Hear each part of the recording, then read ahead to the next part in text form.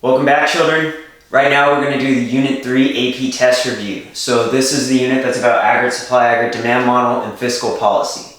First, let's do a quick review of the aggregate supply, aggregate demand model in general. Remember, on your x-axis, you're going to have real GDP, and on the y-axis, you're going to have the price level, or measure of inflation. So you're measuring, or you're graphing out our real GDP, our production, and our price level. The most important curve for you to draw is your long-run aggregate supply curve. This is the first curve that you should draw because everything else is going to be placed in relation to it. Remember, we label it YF at the bottom, which literally stands for real national income at full employment. The Y stands for real national income. The F is full employment. Another way to look at that is real GDP at full employment output, aka how much stuff we'd be able to make if we only experience the natural rate of unemployment. YF also stands for potential output. That's why it's the most important curve. This is how much we can make if we're at full employment. So if we are short of that and our short-run equilibrium is to the left, we're in a recession. Or if we're beyond that and our short-run equilibrium is to the right of the long-run aggregate supply curve, then we're in an inflationary gap. Remember, the short-run aggregate supply curve is upward sloping because in the short run, wages are sticky, which means that they take time to adjust to changes in price level. So if we have a positive demand shock and aggregate demand shifts to the right, we end up with a higher price level. And because in the short run wages are sticky, businesses will chase that profit incentive and sell as much stuff as they possibly can in that time period where prices are higher and wages haven't adjusted to that new increase in prices. In the long run, we're eventually going to renegotiate our contracts or go on strike until we get higher pay. And when the nominal wages increase, that short run aggregate supply curve shifts back to the left toward the long-run aggregate supply curve. Remember, in the long run, wages are fully flexible. Over decades, over time, we renegotiate our contracts. First, we're going to review what it looks like when we fall short of our full employment output. When our production is less than what we would be able to make when we were at full employment, we're in a recession. During a recession, your unemployment rate is going to be high. In general, your price level is going to tend to be lower. So we have high unemployment, low prices. First thing we're going to talk about when we talk about fiscal policy is non-discretionary fiscal policy, also called automatic stabilizers. These are things that have been written into law in the past that automatically go into effect when we fall into a recession. That's going to be things like your unemployment benefits or transfer payments, or your tax revenues. So we fall into a recession. Automatically, people start losing their jobs. We're experiencing cyclical unemployment. This is our natural unemployment rate right here, full employment. So anything to the left of that is going to have some cyclical unemployment. It's going to be greater than the natural rate of unemployment. Because people don't have a job, they're going to start filing for unemployment insurance or unemployment benefits, and they start receiving those. So transfers from the government are going to start going out. That'll automatically help us start spending more money again. If people receive unemployment benefits, even though they lost their job, they can still go out and buy stuff, and aggregate demand can still be going up a little bit. Also, our tax revenues will be lower. During a recession, incomes are going to be going down. Our real national income is going to be lower. And because of that, tax revenues are going to be down too. So automatically, because of automatic stabilizers and that non-discretionary fiscal policy, if we go into a recession, we're going to be in a budget deficit because the government's going to be sending out these checks, the unemployment checks, and at the same time, they're going to be bringing in lower tax revenues. So that automatically puts them in a budget deficit.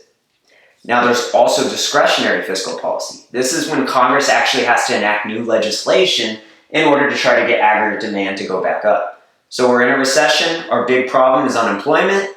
We need to get aggregate demand to increase. The government's going to try to get people to spend more money again. They've got two tools that they can use to do this. They can lower taxes, and when they lower taxes, consumer spending will be able to increase again. Remember, aggregate demand is made up of C, I, G, and X. Consumer spending, investment spending, government spending, and net exports. If they lower taxes, that's going to affect consumer spending and get people to spend money again. That could cause aggregate demand to increase and shift back to the right. They can also increase government spending at the same time. The government can buy and sell goods and services to give people jobs and get aggregate demand to increase back again and stimulate the economy. Increasing government spending and or lowering taxes, so either lowering taxes or increasing government spending or a combination of the two, is going to cause the government to go into a budget deficit. They'll be bringing in fewer taxes and increasing government spending, sending out more money. That's going to put them in a budget deficit, and in order to pay for their deficit spending, the government is going to have to borrow money in the form of issuing government bonds. When they issue these bonds, they go into the loanable funds market. borrow money, which causes the demand for loanable funds to increase, raising the real interest rate. If that increase in the real interest rate causes businesses to stop investment spending on capital goods, that is going to be called crowding out. So during a recession, if you're deficit spending, you could cause crowding out if the government borrowing causes the real interest rate to get high enough that businesses don't want to borrow anymore.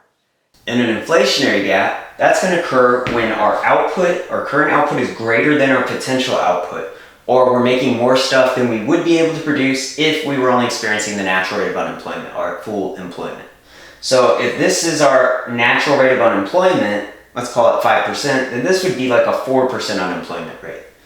In an inflationary gap, the big problem that we're worried about is inflation, or prices, getting too high. Our unemployment rate is real low. That's not really the biggest concern. The problem is our high inflation. First, let's talk about non-discretionary fiscal policy. Again, things that the government doesn't even have to do anything to cause to happen.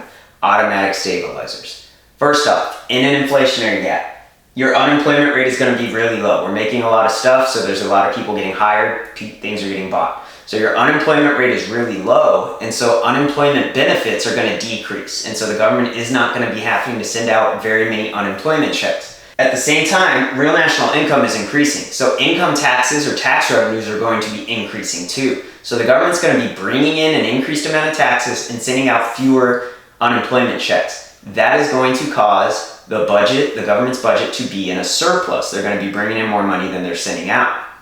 Discretionary policy, again, when the government actually has to enact new legislation, is going to be a little different. If we're in an inflationary gap, we're worried about prices getting too high. So the government's goal here is to decrease aggregate demand, get people to stop spending money. They can do that two ways. They can either increase taxes, lower government spending, or a combination of the two. That'll cause aggregate demand to decrease and shift back to the left. We end up with our lower price level we are looking for. This is a short run effect, and so the wages are sticky in the short run. And so now that prices are lower, my nominal wages stay the same, and my real wage is now higher. So that's going to help people that are on like a fixed income and stuff like that, which is what we were worried about during an inflationary period.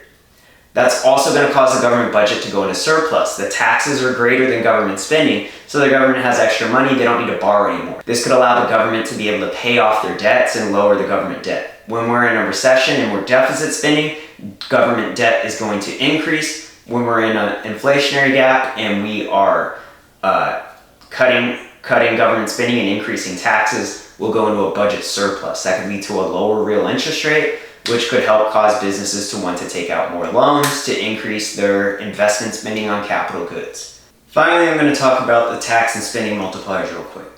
Alright, so for this example, our potential output, our full employment output, is $1,000. Our current output is $800. This economy is in a recession and the output gap is $200. $800 is $200 short of the $1,000 potential real GDP. So in order to return this economy to full employment output, we need to get people to spend $200. Our MPC is 0.8. That means that the MPS has to be 0.2 because together they have to equal $1. What that means basically is for every additional dollar of disposable income people are earning in this economy, they're spending 80 cents, marginal propensity to consume or consumption spending. They're spending 80 cents and they're saving the other 20 cents of it. And so out of each dollar, you can either spend some or save some, so together they have to equal 1. First, let's talk about the tax multiplier. Tax multiplier is, here's the formula, MPC divided by MPS. Right now that would be 0.8 divided by 0.2, 0.8 divided by 0.2, and that comes out to 4. In my mind, the easiest way to remember this kind of thing or do this kind of math, just turn it into change. 20 cents goes into 80 cents 4 times. If our tax multiplier is 4, we need to cut taxes by $50. If this government cuts taxes by $50 and our tax multiplier is 4, then people will spend the rest of that necessary $200 to close that $200 output gap and get us out of this recession. For the spending multiplier, your multiplier formula is going to be 1 divided by the MPS. Right now that's 1 over 0.2. And again, I like turning it into change, and 20 cents goes into $1 5 times. If our spending multiplier is 5 and the government needs to get people to spend $200, then we need to increase government spending by $40. Increase government spending by $40. And that's because 40 times 5 is equal to $200 over in the space. So that's the way the tax and spending multiplier work, and that's been our fiscal policy review. And the next video we'll talk about Unit 4, and that's going to be monetary policy. Goodbye, children.